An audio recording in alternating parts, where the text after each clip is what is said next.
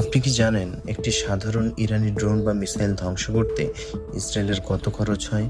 ইরানের একটি ড্রোনের দাম হয়তো $20,000, কিন্তু সেটি ধ্বংস করতে ইসরায়েলের একটি আয়রন ডোম মিসাইলের খরচ হয় প্রায় $40,000 থেকে $50,000।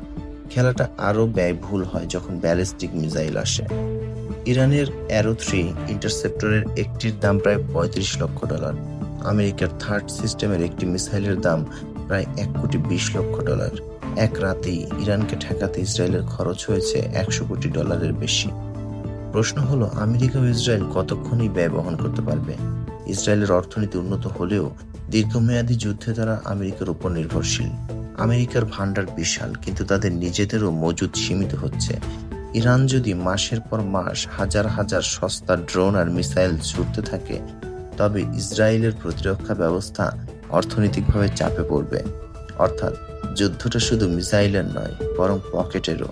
প্রযুক্তিতে আমেরিকা এগিয়ে থাকলেও সস্তায় আক্রমণ করে ইরান তাদের ক্লান্ত করার চেষ্টা করছে। আপনার কি মনে হয়, কে আগে হার মানবে? কমেন্টে জানান।